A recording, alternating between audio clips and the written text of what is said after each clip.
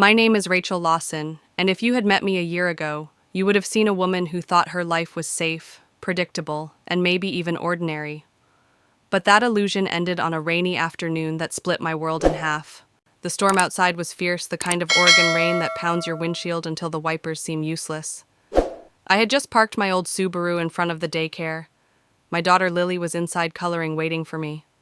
That's when my phone buzzed in the cup holder. I thought it would be a grocery reminder, maybe something sweet about dinner. Instead, the message cut me open like a blade. Moving to Barcelona with Claire, transferred savings to my account. Good luck with rent. The words glowed on the screen. My chest went hollow, my breath locked. $14,500 gone. 9 years of scraping together savings, every freelance gig I had picked up late at night, every vacation we skipped to build a future stolen with a single text. I sat frozen hands, gripping the steering wheel as the rain hammered harder. Rent was due in 4 days. $2,400. My checking account had $412 left. I stared at those numbers until they blurred. My husband Jason hadn't just left. He had detonated my life and walked away with a smirk hidden in typed letters. And yet, Lily was inside, probably wearing her paint-splattered backpack, waiting with her endless 5-year-old curiosity. She loved talking about rainbows, about snack crackers, about what her dad would cook for dinner. She had no idea her father had just abandoned us. I forced myself out of the car. The rain soaked through my hoodie, dripping into my shoes as I crossed the parking lot. Inside, the air smelled of crayons and apple juice. Lily spotted me and ran, curls bouncing, face lit up. "Mommy, did you bring my bunny crackers?" she chirped. I bent down, forcing a smile that felt like it might crack my skin. "Not today, sweetheart," I whispered. "But we'll grab some on the way home." She hugged me tight, her tiny arms wrapping around me as if she could hold me together. I signed the clipboard, listening to the cheerful daycare chatter that now felt like static against the scream inside my chest. Walking her to the car, I kept glancing at her innocent face in the rearview mirror. She asked, "Is Daddy making tacos tonight?" The question hit like a fist. I swallowed the bitterness and said, "Daddy's on a trip. How about pizza instead?" Her smile lit up again, oblivious to the earthquake that had torn our family apart. When we got home, I sat Lily in front of her favorite cartoon. The rain tapped against our apartment windows. I dialed the bank with shaking hands, and the representative confirmed what I already knew. Jason had drained our savings into an account I could not touch. "Since it was a joint account, ma'am, there's nothing we can do." The words were rehearsed, polite and cruel. I dropped the phone onto the couch and stared at the ceiling. This was not just betrayal. This was survival. $412 to my name, no savings, rent looming, a child who depended on me. Jason had left us for Barcelona for another woman, for a new life. And he had left me with a single text that was supposed to crush me. But as the storm raged outside, a vow formed inside me. Lily would never see me break. I would not let Jason's desertion destroy us. That night I tucked Lily into bed and kissed her forehead, her small voice drifting up, "Good night, Mommy." I whispered back, "Good night, my love," and stood in the darkened room, my heart pounding with something new: rage, yes, but also resolve. Because this was not just the end of a marriage, it was the start of a fight. I woke the next morning to the sound of rain still pressing against the windows. Portland rain never really stops, but that morning it felt different. It was like the sky itself was grieving for me, hammering the glass to remind me that my life was no longer whole. I moved quietly around the apartment, making breakfast for Lily, forcing myself to smile as she hummed her little songs. On the outside, I was still her mom, still the steady ground she could count on. On the inside, I was collapsing. Jason's message replayed in my head with every movement. Moving to Barcelona, Claire, savings gone, good luck with rent. It was a drumbeat I couldn't silence. I packed Lily's lunch, tied her shoes, and brushed her curls, all while biting back tears. She looked up at me, wide-eyed, asking when Daddy would call. I answered with a whisper, "He's busy right now." My voice caught, and I turned away before she could see my face. When we stepped outside, the air smelled of wet pavement and pine. I tightened Lily's jacket and walked her to daycare. She skipped through puddles, her laughter rising like sunlight in the gray. It pierced me. How could I tell her the truth? How could I explain that the father she adored had chosen another life, another woman over us. I couldn't. Not yet. After dropping her off, I sat in the car, the silence pressing in. I stared at my bank app again, $412. Rent due in 4 days, utilities piling up, groceries thinning out. I wanted to scream. Instead, I gripped the steering wheel and whispered, "You will not see me break." But the mask I wore for Lily slipped when I was alone. Back at the apartment, I dropped onto the couch, staring at the blank TV screen. Memories flooded in Jason's crooked smile when we first met, his notes tucked into my sketchbook at conferences, his promises that he'd always take care of us. Now, those promises felt like ashes in my mouth. He hadn't just left. He had orchestrated a vanishing act, stripping me of stability, stripping Lily of a father, and leaving me with nothing but scraps. Later that day, my phone rang. My heart jumped, hoping against reason it was Jason with an apology. But the voice on the line was colder. It was Margaret, his mother. "Rachel, what have you done?" she snapped. Her words were like ice water down my back. "Jason told me you're keeping Lily from him unless he pays you more money." I froze, stunned. "That's not true," I said, my voice trembling. "He left us, Margaret. He drained our account. He's moving to Spain."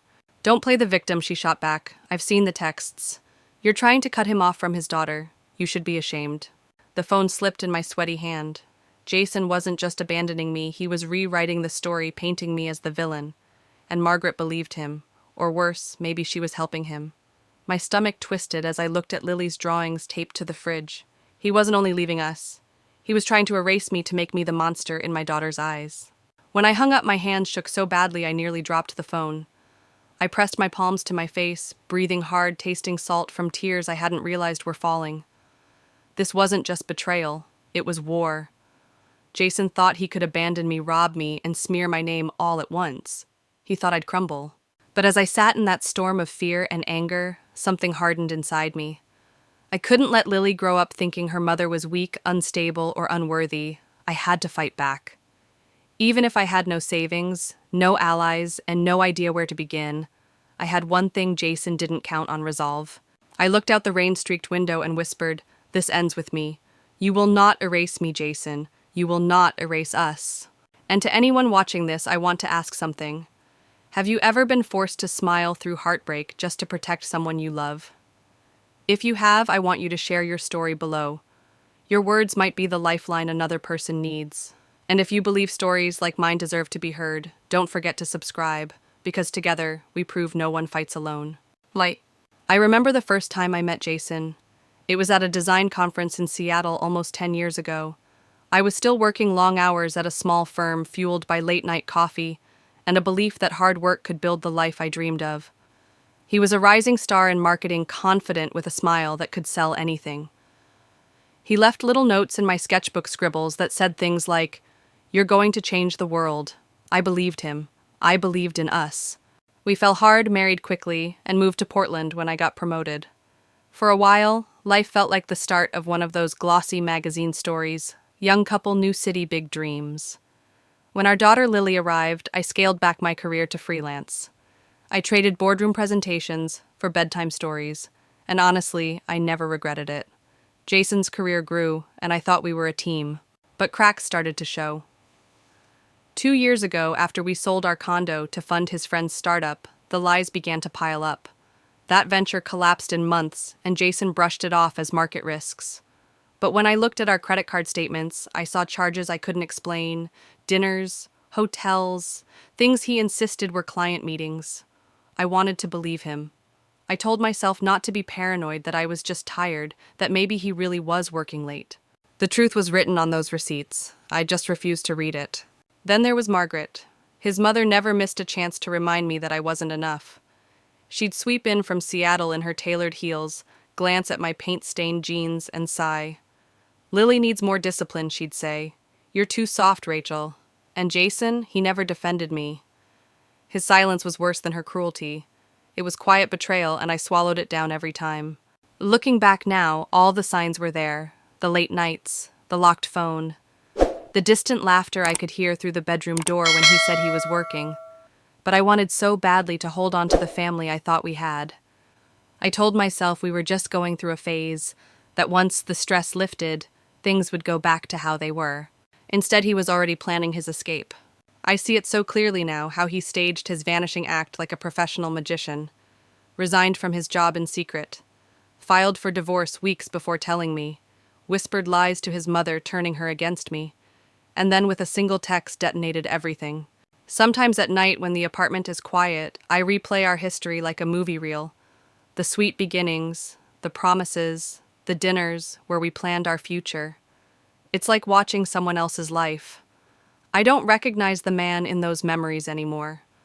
That Jason is gone, replaced by someone cold enough to abandon his family and steal from us in the same breath. But here's the truth. As much as it hurts, I can't afford to stay trapped in that reel. I can't let nostalgia paralyze me, because Lily doesn't need a mother lost in the past. She needs me present, strong, clear-eyed. So I tell myself the love I gave was real. My sacrifices were real. His betrayal doesn't erase my worth. And to anyone listening right now, maybe you've been through something similar. Maybe you've looked back at years of your life and realized the person you trusted most was living a lie. I know how that hollow ache feels. But hear me, your story doesn't end in that moment of betrayal. If you've ever found yourself questioning how you missed the signs, share in the comments. Your honesty could be the light someone else is searching for. And if you want to walk with me through the rest of this fight, hit that subscribe button and stay close. Because this isn't just my battle, it's ours. As the rain kept falling outside, I knew my fight was only beginning. Jason's lies had gutted our past, but I still had the present and the future to protect. And nothing, not even his betrayal, would stop me from fighting for Lily. Margaret always had a way of walking into a room and making me feel smaller. I can still picture her heels clicking across the hardwood floor, her eyes sweeping over me like I was a stain on the rug. She would purse her lips at my jeans, the ones dotted with paint, from freelance projects, and murmur, "Rachel, you really should present yourself better. Lily needs an example." It was never about Lily. It was always about me, about reminding me that in her eyes, I wasn't enough. At first I brushed it off. She was Jason's mother, and I told myself her sharp edges were just her way of showing love. But love doesn't look like disdain. Love doesn't sound like "you're too soft." This child needs discipline, and love doesn't mean staying silent while your mother attacks your wife. Jason never once defended me. That silence was betrayal, one that stung more with every visit. Now in the wake of Jason's departure, Margaret sharpened her claws. When she called and accused me of keeping Lily from her father, I realized she wasn't just misinformed. She was part of the story Jason was spinning. He had told her I was manipulative, greedy, threatening to cut him off unless he paid more money. Lies. All of it. But Margaret believed him, or maybe she wanted to believe him. I stood in the kitchen that evening, phone pressed to my ear, hearing her cold voice cut through the static. "Don't play the victim, Rachel. I've seen the messages. You're holding Lily hostage." My knees went weak. I leaned against the counter to steady myself, staring at Lily's crayon drawings taped proudly to the fridge. Sunshine, rainbows, stick figures holding hands, her little world, where Mommy and Daddy still belonged together. And here was Margaret trying to rip even that illusion away, casting me as the villain in my daughter's story. I ended the call, hands shaking, and dropped the phone onto the counter. The apartment felt too small, the walls pressing in. I wanted to scream. I wanted to march to Margaret's front door and show her the bank statements, the divorce petition, the empty accounts. But deep down I knew the truth. She didn't care. She had chosen her side long ago, and it wasn't mine. That night, as Lily fell asleep, clutching her stuffed bunny, I sat at the kitchen table with tears streaming down my face. Not tears of weakness, tears of fury. I realized then that Jason hadn't acted alone. He had help. He had Margaret backing him, feeding his lies, maybe even funding his escape. And if they were together in this, then I wasn't just up against a husband who betrayed me. I was up against a family conspiracy. It was terrifying, but it was clarifying too, because if they thought they could erase me from Lily's life, they had underestimated me. I wiped my face, closed my eyes, and whispered into the empty room, "I will not be erased." I want to pause here and tell you something if you're listening. Family betrayal cuts deeper than almost anything else. When the people who should protect you choose to wound you instead, it feels like the ground has collapsed under your feet. But I've learned something in this fight. Your worth is not determined by their lies. If you've ever been made the villain in someone else's story, share your truth in the comments. And stay with me by subscribing, because these battles are bigger than one voice. They're proof that none of us are truly alone. The next morning, I woke with swollen eyes and a stiff resolve. The rain had stopped, leaving the streets washed clean. For the first time in days, sunlight cracked through the clouds. I took it as a sign. Jason and Margaret wanted to rewrite my life, but I still held the pen. And I was ready to start writing my side of the story. Saucy. 2 days after Margaret's call, I drove downtown to Jason's office. I needed to see him. I needed to believe that the man I had married wasn't capable of this cruelty. The Portland skyline loomed gray through the drizzle, the buildings sharp against the low clouds. I walked into the lobby, my shoes squeaking on the polished floor, my heart pounding like it might burst. "Can I see Jason Lawson?" I asked the receptionist. Her smile faltered. She fidgeted with her pen eyes darting away. "I'm sorry," she said. "Mr. Lawson resigned last week. Yesterday was his last day." My stomach dropped. "Last week," I whispered. "No, that can't be. He was just here Monday." Her face flushed. "His resignation was filed 2 weeks ago. I can't discuss the details." I staggered back, the truth slicing through me like ice. While I had been packing Lily's lunch, planning her preschool art show, Jason had been dismantling our life piece by piece. He hadn't acted on impulse. He had planned this escape for months. In the parking garage, I dialed Sam, one of Jason's closest friends. He had always been kind, though distant.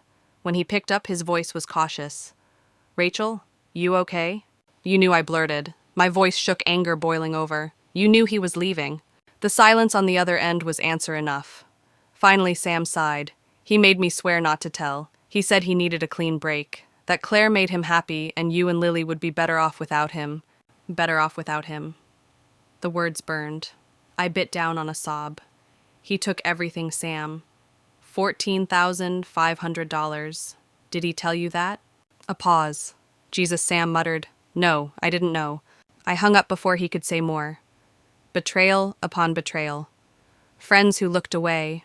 A husband who planned his exit like a thief in the night. A mother-in-law who painted me as the villain. I sat in my car, gripping the wheel until my knuckles went white. When I got home, a certified letter waited in the mailbox. My hands shook as I tore it open. Divorce papers. Filed a week ago. His Barcelona address printed in black ink. He had already relinquished his parental rights to Lily. And yet, a note from his lawyer claimed I had substantial savings to support us. Lies. Another knife in my ribs. I searched Jason's desk like a woman possessed. Bills, receipts. Then an envelope tucked beneath old files. A birthday card addressed to Margaret. Inside, Jason had written, "Mom, thanks for the Barcelona apartment deposit.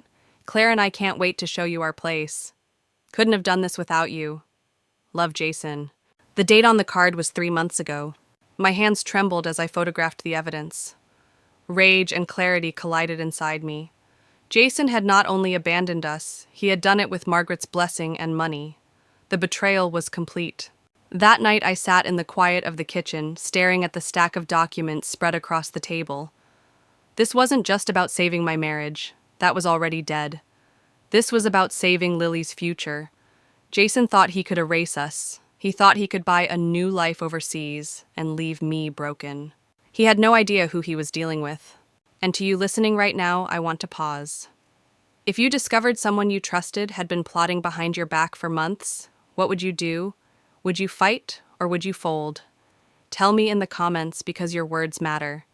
And stay close by subscribing, because this fight is just beginning and I want you with me for every step. As the rain started again outside, I gathered every piece of evidence into a folder. Tomorrow I would find a lawyer. Tomorrow the battle would truly begin, because I wasn't going to let Jason Lawson or Margaret Lawson rewrite our story. Not while I was still standing. The next morning, I walked into a law office that sat near the Willamette River. The building was modest brick walls lined with shelves of legal books. My hands clutched the folder I had assembled the night before: bank statements, the divorce petition, and the birthday card that proved Margaret had paid for Jason's Barcelona apartment. Every page felt like a shard of glass. The lawyer's name was Anna Grant, recommended by an old college friend. She had a calm presence, the kind of no-nonsense warmth that made you feel safe even when your world was collapsing. She gestured for me to sit, then studied my trembling hands before opening the folder. "He drained our savings," I said, my voice breaking. $14,500. He left me with $412. Rent is $2,400 due in 4 days. And now he's spinning a story to his mother saying I'm holding our daughter hostage for money. Anna's eyes narrowed as she flipped through the evidence. What Jason did isn't technically illegal since the account was joint, but it is despicable. Judges don't take kindly to this kind of behavior. She tapped her pen against the birthday card. This shows his mother is complicit. That will help. We can file for emergency child support and request to freeze any remaining assets. I nodded, swallowing the lump in my throat. He already filed for divorce. He's trying to relinquish parental rights. That's not going to happen so easily, she replied. If we can prove he's still earning income, that he planned this escape, and that Margaret funded it, the court will take it very seriously. Her certainty steadied me. For the first time in days, I felt like I wasn't drowning alone. That evening, after I picked up Lily and tucked her into bed, my phone rang again. This time it was my parents. Their voices came through steady and strong like anchors in the storm. Rachel, my mom said firmly, we're covering your rent this month. Don't argue. You need to focus on fighting, not surviving. Tears filled my eyes. I don't know if I can do this, I whispered. You can, my dad said, and you will. You're not alone. Their support wrapped around me like a blanket. For the first time since Jason's text, the crushing weight on my chest eased just a little. Later that night, I opened Jason's abandoned laptop. It sat on the desk like a relic of a life that no longer existed. I hesitated, then entered the passwords I knew by heart: Lily's birthday, our anniversary. The screen unlocked and a flood of files spilled open. Emails, transfer confirmations, and one document that froze my blood custody plan. My hands shook as I scrolled. It was a blueprint for Jason and Margaret to take Lily away from me. They planned to use my postpartum depression as ammunition proof that I was unstable. Memories I had fought to bury came rushing back those sleepless nights after Lily was born, when despair clung to me like a fog. Jason had urged me to seek therapy, bringing me coffee with a smile. I thought he was helping. Now I saw the truth. He had been documenting my pain, turning it into a weapon. And there in Margaret's text to him, dated months ago. Once you're settled in Spain, we can push for custody. Her history gives us leverage. I covered my mouth to stifle the sob. They weren't just abandoning me. They were trying to erase me from my daughter's life. But rage rose to meet the grief. I copied every file, every email, every screenshot. My hands shook, but not from fear this time, from fire. Jason and Margaret thought they were untouchable. They thought I was too soft, too broken to fight back. They had no idea how wrong they were.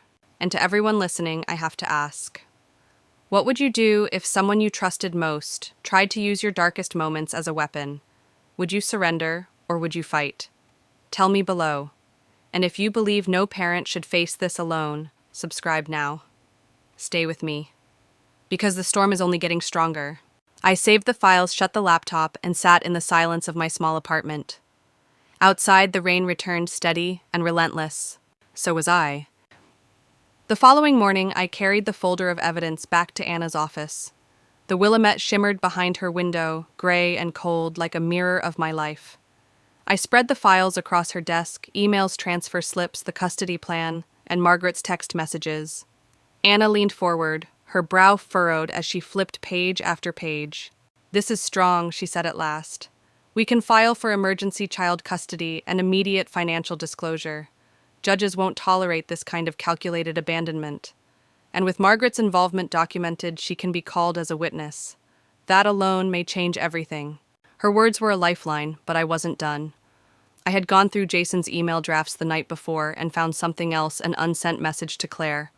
Attached was his resume for Horizon Global, a corporation headquartered in Barcelona.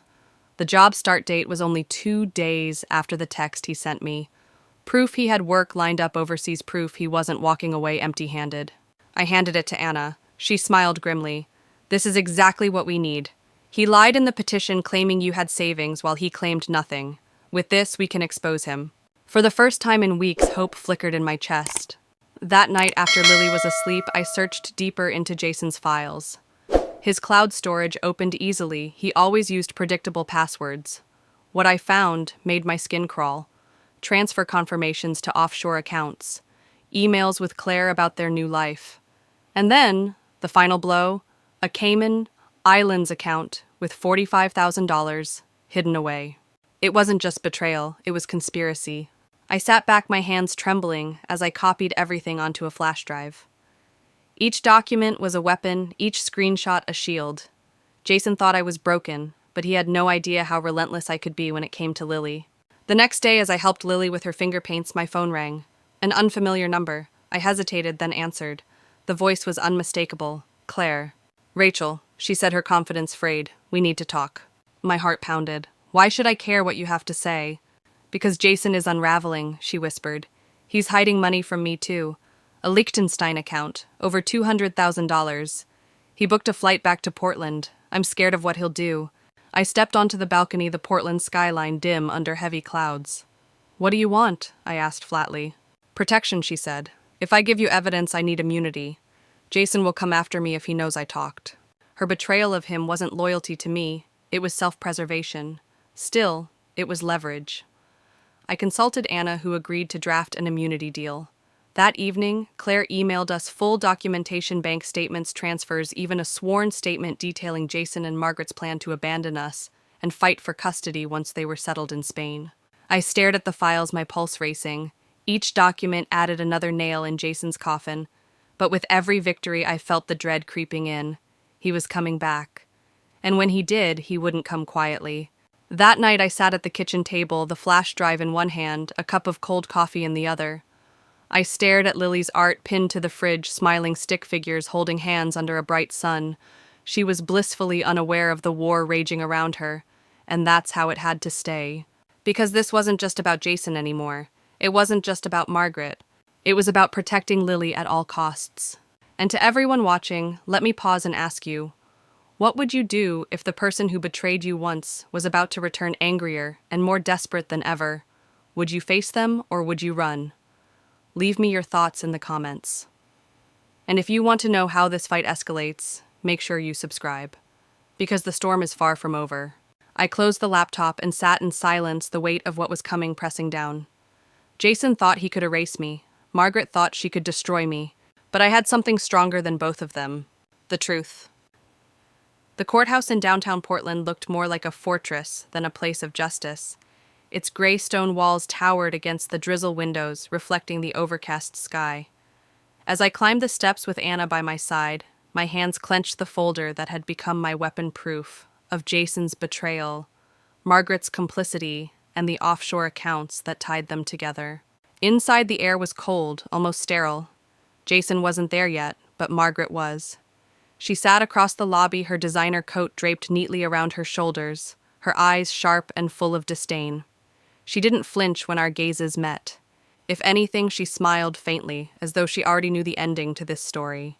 Anna leaned closer to me. Don't let her rattle you. Today we set the foundation. The judge will hear our motion for emergency custody and review the evidence. I nodded, forcing myself to breathe evenly, but my stomach was a knot of nerves. When the hearing began, Jason's attorney strutted in slick suit-slicker words. Jason himself appeared minutes later, disheveled, but still trying to wear confidence like a mask. He wouldn't meet my eyes.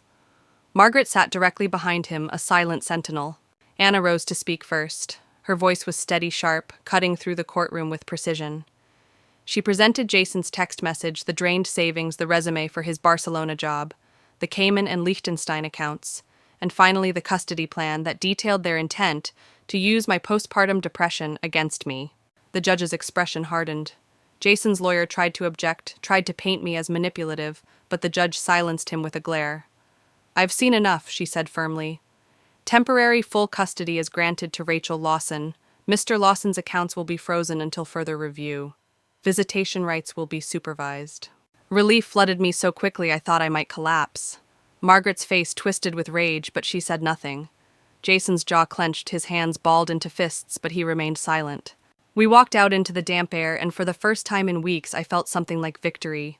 It wasn't final, not by a long shot, but it was a start.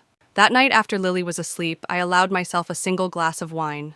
I sat at the kitchen table, the hum of the refrigerator filling the silence. I replayed the day, every moment, every word. We had won the first battle. But wars are never won in a single strike. And then the phone rang, an international number. This is Lucia Vega from Horizon Global in Barcelona, the voice said. We received an email from you with details about Mr. Lawson's custody dispute. He has been terminated due to undisclosed legal issues.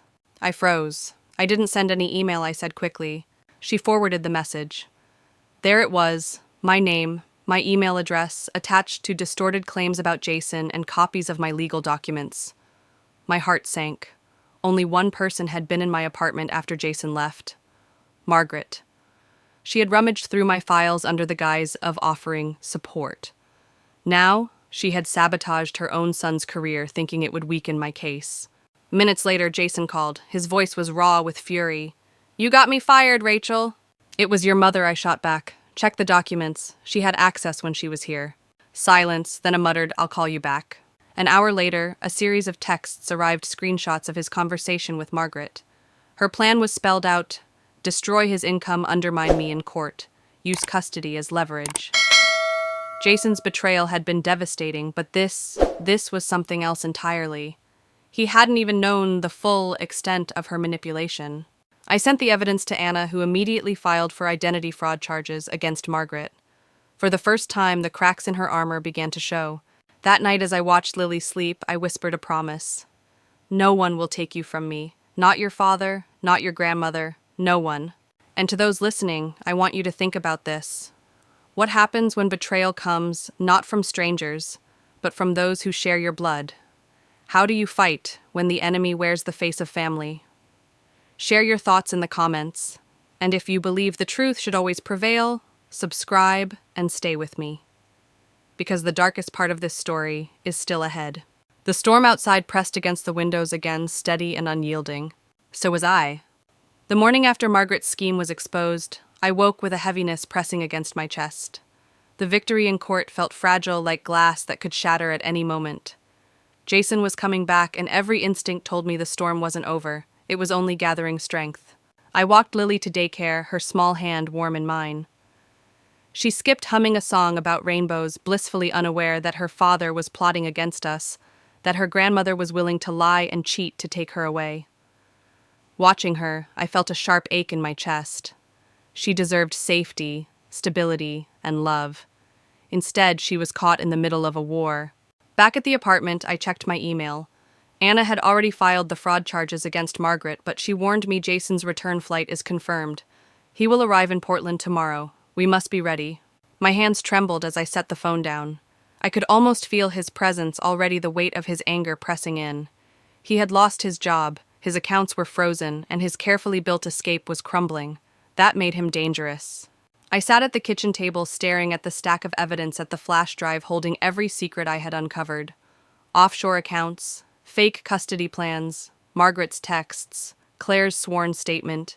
Each piece was a weapon, but together they formed a shield I hoped was strong enough to keep Lily safe. That evening, as Lily painted with her tiny fingers, my phone buzzed again. A message from an unknown number. "We need to meet. Jason is unhinged. He's going to do something reckless." It was Claire. She had already betrayed him once. Could I trust her again? Anna advised caution. If she has more evidence, it could be crucial. But don't meet her alone. Not now. I stared at Lily, giggling as she smeared paint across the paper. My heart clenched. I couldn't let fear rule me. But I also couldn't ignore the truth: Jason wasn't finished. He was circling closer, and the next move could break everything. That night I barely slept. Every creak in the apartment sounded like footsteps, every gust of wind against the window like a warning. I lay awake, clutching Lily's stuffed bunny in my hands, whispering promises into the darkness. "You will not lose me. I will not lose you." By morning, I knew what had to be done. I gathered the evidence, double-checked the restraining order paperwork Anna had prepared, and packed an emergency bag for Lily just in case. Because when Jason stepped off that plane, there would be no turning back. And I want to pause here, speaking directly to you who are listening. Have you ever stood on the edge of something you couldn't stop knowing? The next step would change everything. That moment when your heart races, your breath shortens, and you realize the only way forward is through the fire. If you've ever been there, share your story below. And stay with me, subscribe now, because what comes next will decide everything. The clock ticked loudly in the silence of the apartment. The storm clouds gathered again over Portland. Jason was on his way, and I was ready. Mandar. The airport lights always seemed too bright, too sterile, as if they could wash away the truth. But no light could disguise what was coming. Jason stepped off the plane with a one-way ticket and a face twisted by anger. He had lost his job in Barcelona. His accounts were frozen. His carefully constructed escape was falling apart. And I could see in his eyes that he blamed me for it all. Security was already waiting with the emergency order Anna had filed. They escorted him into a holding room, serving him with papers, before he could even reach the baggage claim. I wasn't there in person, but when Anna called to tell me, my hands shook so badly, I nearly dropped the phone. Jason had landed, yes, but he wasn't walking free. Not anymore. That night my phone rang. His voice came through sharp and venomous. "You ruined me, Rachel. I came here to fix things, but you've turned Lily against me. You've destroyed everything."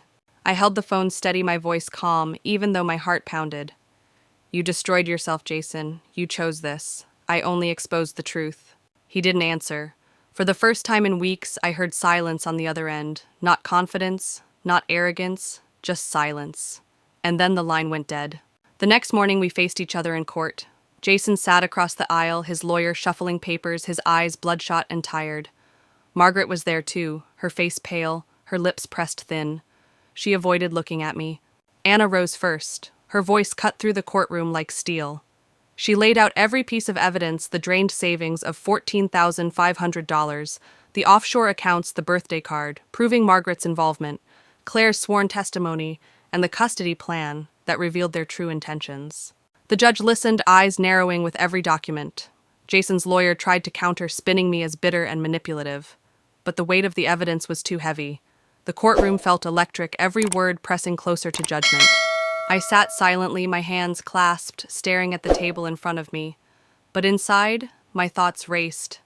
This wasn't just about money. This wasn't just about betrayal. This was about Lily, about protecting her from a future where she was nothing more than leverage in a battle Jason and Margaret had orchestrated. Then the judge spoke. "I've reviewed the evidence. Temporary full custody will remain with Mrs. Lawson. Mr. Lawson's visitation rights will be supervised. All accounts are to remain frozen until further review." I closed my eyes, relief flooding me like sunlight through storm clouds. Jason's face drained of color, his bravado collapsing in an instant. Margaret shifted in her seat, her mask cracking. It wasn't the end, but it was a victory. That evening back at the apartment, I watched Lily paint at the kitchen table. She mixed colors with her tiny hands, creating swirls of blue and green. She looked up at me with a smile that pierced through every layer of exhaustion. "Mommy," she said softly, "when Daddy comes back, will he be nice again?" The question broke something inside me. I forced a smile, brushing her curls back. "Sweetheart, I don't know, but I promise you this: we're safe, and will always be enough." As she giggled and returned to her painting, I realized the truth: Jason's return hadn't destroyed me. It had clarified me. I was no longer a woman waiting for rescue or apology. I was the shield between my daughter and the storm. And that shield was stronger than I had ever known. The courthouse felt different the second time we walked in. The first hearing had been about survival, clutching the fragments of proof, desperate to protect Lily. This time, it was about confrontation. Jason sat across from me, flanked by his lawyer, his shoulders rigid, his jaw tight. Margaret was there too, but her usual mask of superiority had cracked. Her hands fidgeted in her lap, her eyes darting away whenever I looked at her. Anna stood tall, her calm presence filling the room. She began with the basics, walking the judge through Jason's text that detonated my world. $14,500 siphoned from our joint account. $412 left to my name. Rent looming. Then she moved to the offshore accounts: Cayman Islands, Liechtenstein, totaling hundreds of thousands that Jason had hidden while trying to paint me as unstable and broke. The judge leaned forward. Jason's lawyer tried to object, but each objection was crushed by the weight of documented truth. Anna pulled out the birthday card, Jason's handwriting, thanking Margaret for the Barcelona apartment deposit. The courtroom shifted, the gallery whispering. And then came the most devastating piece: the custody plan. The judge read in silence, her eyes darkening. Jason had intended to use my postpartum depression as ammunition to steal Lily from me. Margaret had encouraged it. The silence in the courtroom was suffocating, broken only by the scratch of the judge's pen as she underlined passages. When Jason's lawyer finally rose, his arguments were brittle. He painted me as manipulative, claimed I had exaggerated, insisted Jason was simply seeking happiness. But the judge's glare silenced him. "I've seen enough," she said, her voice firm. "Mrs. Lawson will retain full custody. Mr. Lawson's visitation rights will be strictly supervised. Financial accounts will remain frozen until forensic accounting is completed. I exhaled sharply, the tension that had lived in my chest for weeks beginning to dissolve. Jason slumped in his chair, his eyes finally meeting mine. For the first time, I saw something new in them, not arrogance, not confidence, but defeat. Margaret leaned forward, whispering something in his ear, but his shoulders sagged and he didn't answer. Walking out of the courtroom, the air outside felt lighter. For the first time, I wasn't just surviving, I was winning. That evening, I sat on the couch with Lily curled beside me watching her cartoons. Her laughter filled the room, bright and unbroken. I brushed her curls back and kissed her forehead. For her, I had fought through every storm. For her, I had stood my ground against betrayal and lies. But even as I held her, I knew the war wasn't over. Margaret was cunning and Jason was desperate. Their story wasn't finished, but neither was mine. And to everyone listening, I want to pause here. Have you ever faced someone in court or in life and felt the moment the truth tipped the scales in your favor? That rush of relief, that crack in the darkness when justice finally spoke. Share that moment in the comments, because your story matters. And if you believe the truth always finds its way to the light, subscribe now. Stay with me because the storm isn't done, and you'll want to see how it breaks. Later that night, as Lily slept, I stood at the window watching the city lights flicker. The rain had eased, leaving the streets glistening. For the first time since Jason's text, I felt something close to peace. But in the silence, I also felt a whisper of warning. Jason wasn't finished. And Margaret wasn't done either. The battle had been won. The war was only shifting to its next front. The victory in court should have felt final, but I knew better. Jason had lost ground, and Margaret's schemes were beginning to unravel. Yet people like them don't just stop, they double down. And it didn't take long for the next blow to land. 3 nights later, I was sitting at the kitchen table sorting through bills when my email pinged. At first, I thought it was another update from Anna. Instead, it was from Horizon Global in Barcelona. The subject line froze me: termination notice, Christopher Lawson. I opened it, my heart racing. Inside was a forwarded message, allegedly sent by me, full of distorted claims about Jason, including copies of my legal documents. It painted me as unstable, vindictive, and desperate. And because of that forged email, Horizon Global had fired him. I dropped the laptop, shut my breath shallow. Only one person had been in my apartment rummaging through my papers after Jason left. Margaret. She had staged it perfectly, sabotaging her own son's career while framing me as the culprit. Her plan was clear: if Jason had no income, he couldn't pay child support. If he couldn't pay, she could argue in court that Lily's future was insecure with me. Minutes later, my phone buzzed. Jason's voice was ragged with fury. "You got me fired, Rachel. Do you know what you've done?" I steadied my tone even though my chest pounded. "It wasn't me, Jason. It was your mother. Look at the email again. She had access when she visited." Silence, then a low growl. "You're lying." "No," I said, sending him the evidence I had uncovered. Check the metadata, check the timestamps. She forged it. An hour later, Jason sent screenshots of his conversation with Margaret. Her words spilled across the screen, colder than ice.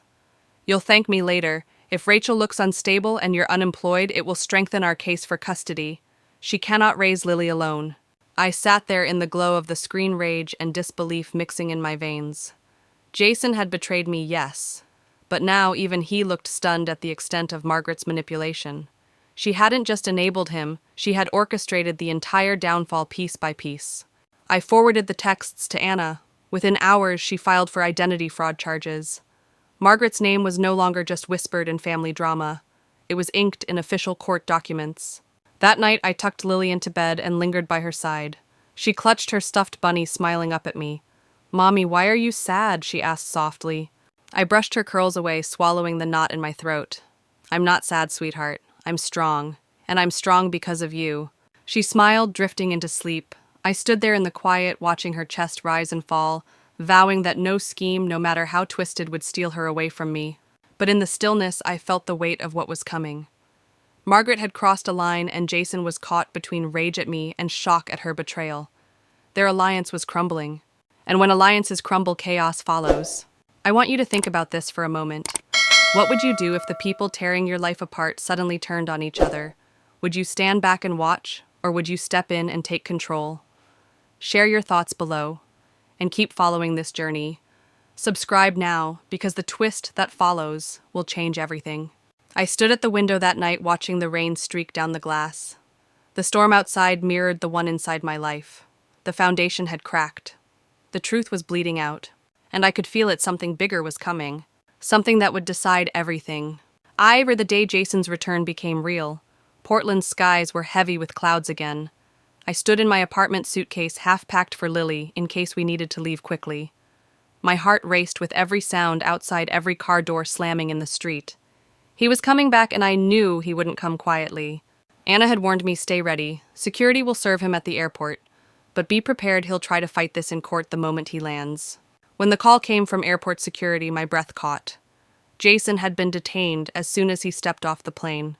He had walked in with his one-way ticket and the confidence of a man who thought he could bully his way back into control. Instead, he was handed a restraining order and a summons for court the next morning. He called me from the airport holding room, his voice venomous. You think this is over, Rachel? I came back to fix things, to take Lily, and you're not going to stop me. I clenched the phone, steadying my breath. I already did, Jason. You don't hold the cards anymore. The truth does. The line went dead, leaving my pulse pounding in my ears. The next morning, the courthouse buzzed with tension. Jason sat with his lawyer, his shoulders hunched, his face pale. Margaret was there too, but for the first time she seemed nervous. She whispered to Jason, but he pushed her hand away. Their alliance was cracking. Anna stood and laid out the new evidence with the same precision as a surgeon. The Liechtenstein account, $200,000 Jason had hidden. Claire's sworn statement about their plan to abandon us. Margaret's forged email that cost Jason his job. The judge's expression grew darker with each page. Jason's lawyer tried to spin the story again, but this time his words fell flat. The judge silenced him, ordering a forensic accounting of all accounts connected to Jason and Margaret. The room buzzed as whispers spread. This wasn't just about betrayal anymore. It was about criminal intent. I sat silently, my hands clasped so tightly my knuckles burned. But inside, I felt the tide turning. For weeks, I had been gaslit, painted as unstable, accused of manipulation. Now the truth was breaking through brick by brick. When the judge granted me full custody and restricted Jason's visitation rights to supervised sessions, Margaret's face twisted. For the first time, I saw fear in her eyes. Jason slumped back, staring at the floor.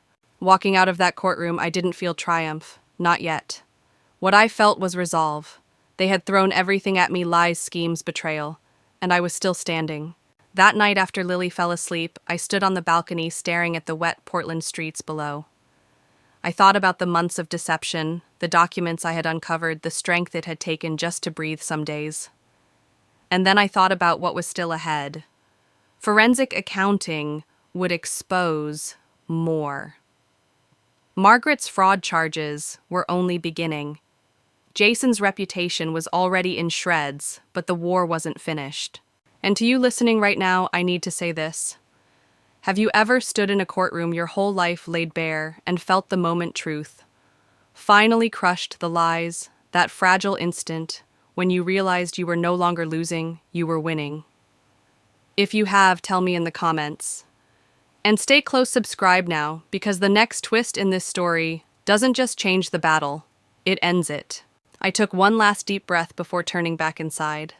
Lily stirred in her sleep, hugging her stuffed bunny. Her small smile, even in dreams, reminded me why I kept fighting. Jason and Margaret thought they could erase me, but every ruling, every piece of evidence, every step forward proved one thing. They were the ones disappearing. The forensic accounting didn't just reveal Jason's offshore accounts. It cracked open a vault of secrets Margaret had been guarding for years. When Anna handed me the report, my hands shook as I scanned the pages.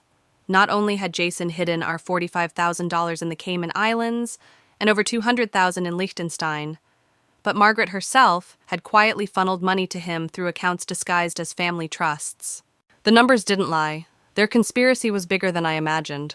In court, the atmosphere was electric. Anna presented the findings like a hammer striking nail after nail into Jason's defense. Your Honor, she said, holding up the documents, this wasn't abandonment. This was financial deception. This was a premeditated effort to defraud my client and manipulate custody of a 5-year-old child. The judge's face was carved from stone. Jason's lawyer fumbled trying to spin the narrative, but every excuse collapsed under the weight of the evidence. Margaret sat stiffly, her lips pressed together, but sweat dotted her forehead. She knew it was over. Then came the breaking point. Anna projected the custody plan on the screen, the one where Jason and Margaret plotted to use my postpartum depression as evidence of instability. Gasps echoed in the courtroom. The judge slammed her gavel once to silence the murmurs. "This is despicable," she said, her voice sharp. "This court does not tolerate weaponizing mental health struggles against a parent who sought help." She turned to Jason, her eyes like steel. "Mr. Lawson, your actions have endangered not only your child's stability, but your own credibility before this court."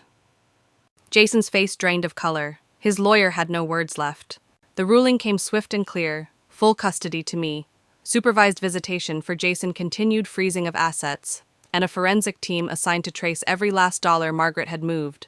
Civil penalties would follow along with criminal investigations for fraud.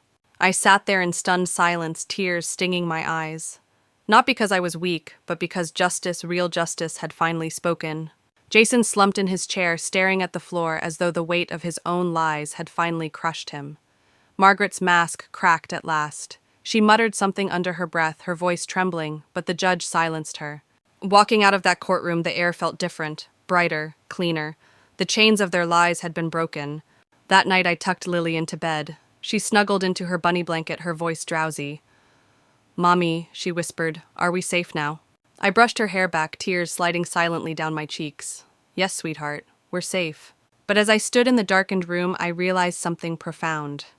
This wasn't just about safety, it was about strength. Jason and Margaret had thrown everything at me: lies, betrayal, manipulation. They had underestimated me. They thought they could erase me. Instead, they revealed me. And to you listening right now, I want you to sit with this question. What would you do if betrayal stripped your life bare? Would you let it define you, or would you rise from it? Tell me your answer in the comments. And if you believe in fighting for your truth, no matter how deep the betrayal runs, subscribe and stay close. Because the conclusion of this journey is not just about survival, it's about transformation. That night, I poured myself a glass of water and sat at the kitchen table. The city outside was quiet, washed by rain. For the first time, I didn't feel like a victim staring at ruins. I felt like a survivor standing at the threshold of a new life. The storm had not broken me. It had remade me.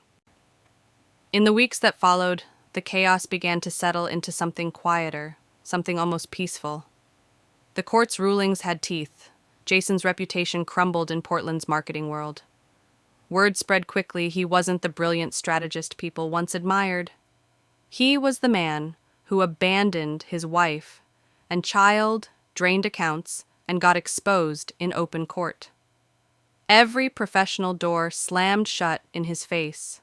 Margaret's fall was sharper, almost poetic. When the identity fraud charges hit, her social circle in Seattle evaporated overnight. The country club that once welcomed her with open arms expelled her. Friends stopped answering her calls. She had always lived for appearances, and now the mask was gone. What remained was silence and shame. Claire disappeared back to Spain. Her immunity deal gave her a clean break, and I let her go without bitterness. She was a reminder that betrayal can come from unlikely places, but so can unexpected help. As for me, I used the recovered funds to buy a small condo in Portland's Alberta Arts District. It wasn't grand, but it was ours. Its walls were painted bright with Lily's artwork, handprints, and rainbows and stick figures holding hands. I returned to design work at a firm that valued my skills and gave me the flexibility I needed as a single mom. For the first time in a long time, my career felt like mine again. Every morning I walked Lily to her new preschool. She thrived there, making friends, learning songs, coming home with glitter in her curls. Her laughter filled the rooms of our condo, chasing away the shadows Jason and Margaret had left behind. One evening, as I tucked her into her bunny-themed bed, she looked up at me with wide eyes. "Mommy, will Daddy ever visit us again?" I paused, brushing her curls back. "I don't know, sweetheart. But what I do know is this: you and me were enough." Her smile was sleepy but sure, and in that moment I realized the truth. Jason's betrayal hadn't destroyed us. It had forged us. The text he thought would break me, "Good luck with rent," had become the spark that lit a fire I didn't know I had. We weren't just surviving anymore. We were living. And to you who've been with me through this journey, I want to leave you with something. If you've ever faced betrayal, heartbreak, or lies meant to erase, you know this: you can rise. You can rebuild.